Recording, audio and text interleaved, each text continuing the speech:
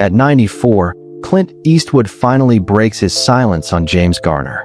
In Hollywood, most friendships are just for the cameras, a bit of smiling on the red carpet, and then they never speak again. But then, there's the case of Clint Eastwood and James Garner. One was the cold-blooded man with no name, and the other was the ultimate charismatic gambler.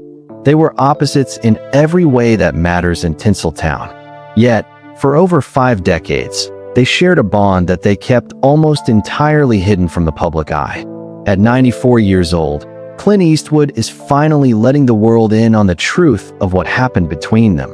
And it all traces back to a secret that started on a dusty film set in 1959. A secret that most fans, even the diehards, completely missed. For years, people wondered, how did Dirty Harry and Jim Rockford end up as best friends? There was no reason for them to be close. In fact, their very first meeting wasn't a handshake or a friendly hello. It was a high-tension confrontation that should have made them enemies for life. And it's a debate that still splits fans today.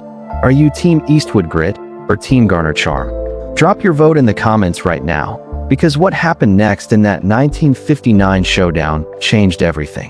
The world saw an episode of Maverick called Duel at Sundown.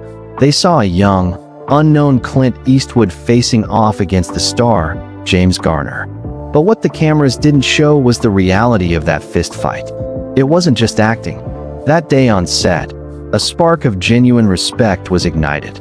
They realized something about each other that day, a truth about their characters that wouldn't be revealed to the public for another 40 years.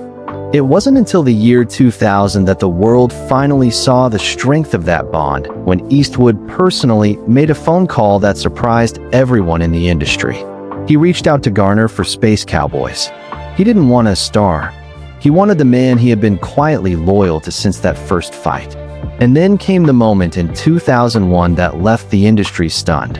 A rare, unprompted tribute where Eastwood, a man who hates talking about feelings, finally went on camera to tell the world exactly who James Garner was behind the mask.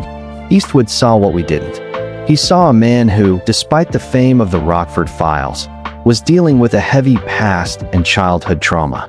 He saw that Garner was the only man in Hollywood who was exactly the same person off-screen as he was on-screen. No ego, no lies, just the truth.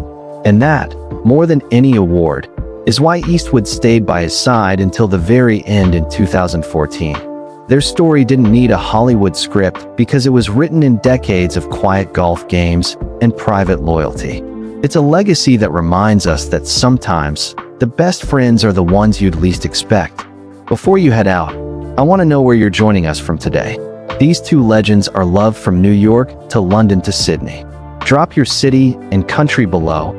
Let's see how far this legacy reaches. For more stories on the icons who shaped our lives, only on The Stars Gossip.